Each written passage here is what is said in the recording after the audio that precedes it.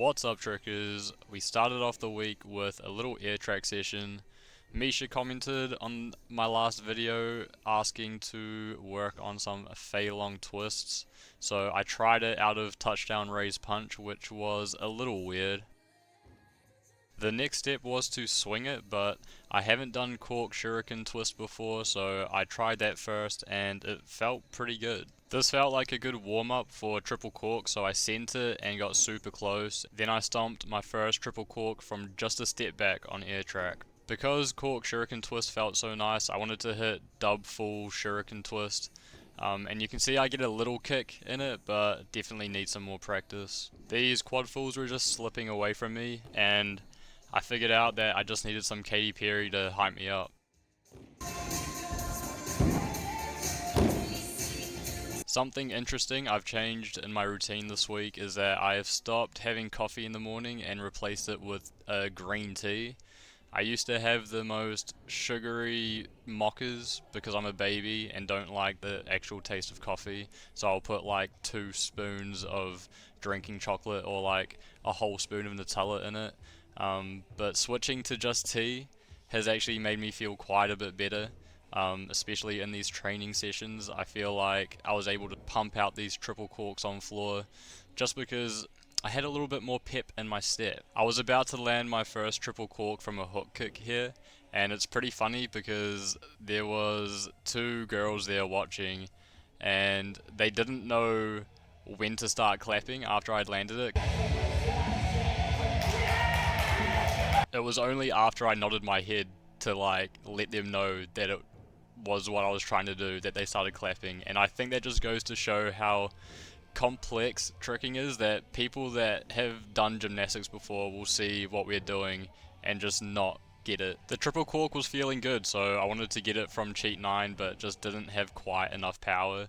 Another interesting fact about this day is that I hit legs before this session earlier in the day. I did about 30 minutes on the bike, did some squats on the Smith machine, hit some other leg machines, and they were feeling pretty dead. Until I hit this session later on, it actually felt like my legs were just properly warmed up and working way better than usual. Apart from the full in, I was lacking a little bit of power, but yeah, I finished off the session with some dark side pop flashes. Johannes uploaded a video about how these really help with G switches. I got 9 there, which is just stupid, but I wanted to hit 10. And then this also gave me the idea of just hitting 10 aerials in a row just for a bit of stamina training. My legs were definitely cooked by the next day, so I just did a light training on the dark side. I want to do 1 session a week where I only do dark side tricking because it evens my body out and it gives me a better understanding of how these skills work. The cheat 9 was feeling really good out of scoot, and that's probably the best B twist I've done on my dark side. So I got a little pop flash out of it and then managed to get a pretty decent combo here, putting it all together. After learning dark side cork last week, I wanted to do it out of something, and Gumby seemed to be the most appropriate setup. It actually feels better than on my good side, which is weird. So yeah, I'm just trying to get moon kick here, but it's kind of not happening. That one was kind of it. And then it was time to move on to cork, and I was getting a decent amount of power out of it. Gumby on my good side does not feel this good. In fact, they probably would look the same on both sides now. I put it in the same combo as the cheat 9, and I was starting to get confused here because it was feeling so good. I was like having to remind myself which side was actually my good side and my bad side. Another goal for me is to hit dark side dub, so I started training my first cartful hypers and they worked pretty well, so I comboed out of it straight away into the aerial, Gumby, dark side, gainer. Moving on to the last session of the week. Damon also commented on the last video giving me some help with my snapu. He said that you should try Parafuso twist, which I haven't tried before, so that worked decently well, and then also Envergado twist. The only problem was that my Envergado was trash. I could not twist out of it, so I just did some kicks out of it instead.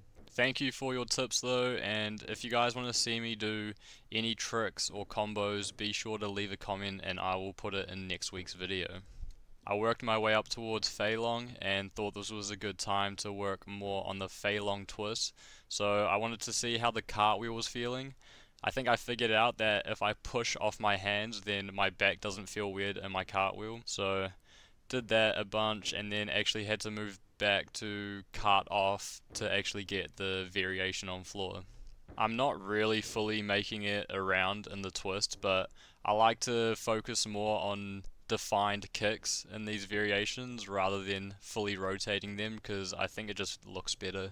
Once I've got the variation feeling comfy, then I can focus more on twisting later on, but if I think too much about twisting, then it just ruins the variation altogether. This swing chain was a battle for me. I wanted to get front swing raise, gain a switch, gain a semi, front swing raise into cork, and for some reason I was just getting super close, but not really being able to do it. Probably because my legs were cooked from the previous sessions.